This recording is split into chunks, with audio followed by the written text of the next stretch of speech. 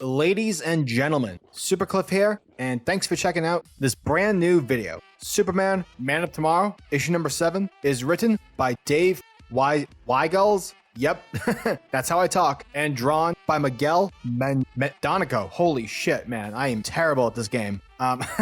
Takes us to the streets of Metropolis, where ViewTube's megastar and the city of Metropolis' newest superhero, Soar, is shown to have delivered a fistful of justice against the Royal Flush Gang. This is all being showcased to Perry White by Jimmy Olsen, who informs the boss that he's quitting the Daily Planet in order to work as Soar's personal photographer. Perry proceeds to make fun of Olsen, telling Jimmy he'll never make it big without the Daily Planet's support. But gosh darn it, America, Jimmy Olsen is young, hopeful, and isn't willing to let the world simply pass him by. And as Jimmy storms off from Perry's office, Lois and Clark witness these events from afar and are immediately concerned, for Jimmy Olsen journeys off to make the worst career choice of his entire life. Later, Clark Kent talks to Jimmy as Superman. Jimmy explains that he's tired of working at a place where nobody respects him or values his work ethic, and that he's a young, hip dude who needs to make something of himself. Superman tells Jimmy that he totally understands, but that the Soar character seems a bit off for Jimmy to place all his eggs in.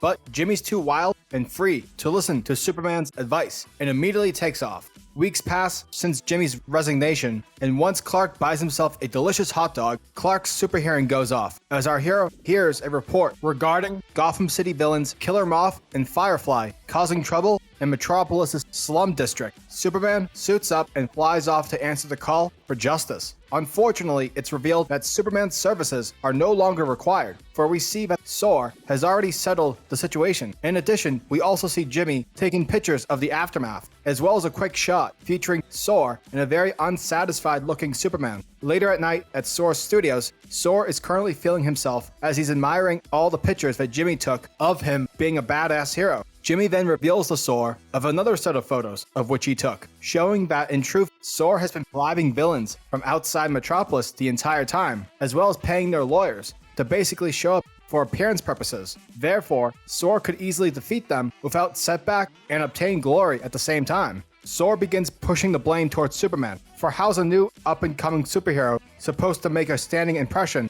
when you have the Man of Steel saving the day without a moment's notice? But Jimmy responds, saying that Superman doesn't do it for the glory, for Superman tries to help everyone, and not just the flashy situations that make the headlines. And with the world constantly on fire, there's always ways to help. A take with what you can get strategy. Do the right thing, even if no one else cares. The following day, Jimmy manages to get his job back at the planet after providing Perry a set of photos of Soar trying his best to fight Superman, but is ultimately taken down and sent to jail for his crimes. Perry appreciates Jimmy's desire in wanting to earn his keep, and with it, Perry grants Jimmy a cup of coffee.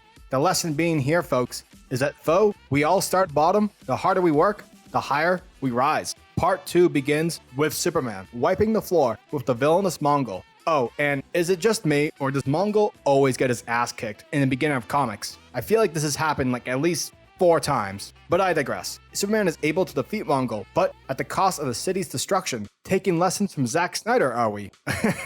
That movie. On the planet Gotashi, Superman visits Wioska, who was once known as the greatest trainer of Apokolips, but has since then defected. Heck, even Granny Goodness was intimidated by this guy and his training methods. Superman pleads with Wioska, hoping that he'll train him in ways to avoid massive collateral damages whilst during fights against his powerhouse villains. Wioska tells the hero that he senses Superman being uncomfortable towards his full potential, suggesting that Superman's afraid to access his maximum power for the fear of potentially becoming a black-hearted tyrant, similar to the ones that he so despises. Inside of a cave, Wioska surrounds Superman with a red glowing energy called the Bonds of Yuga Khan. That's an awesome name. This forces Superman's powers to be reduced to that of a 10th, and in order to regain the rest of his power, he'll have to earn it or die.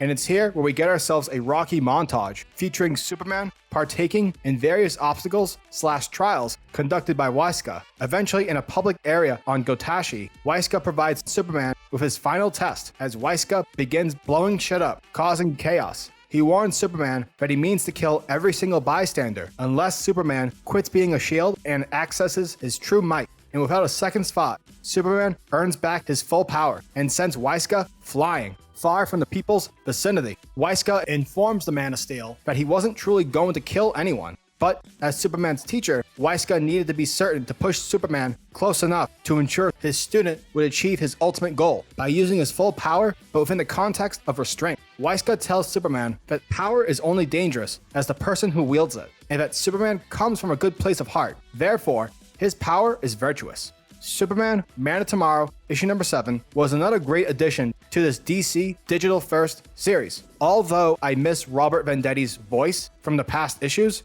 Dave Weigel's, God, I hate that name. I'm sorry, Dave. I can't speak. Adds a bit of freshness to these stories. Rather than focusing on how Superman is widely viewed throughout Metropolis as an inspiring role model, Dave focuses more on the many aspects of Superman's character and that of his supporting cast, as was the case here with Jimmy, which was done really well. And because so, I'm confident that this series will remain as an ongoing read for me. Superman, Man of Tomorrow, issue number 7, gets an 8.5 out of 10.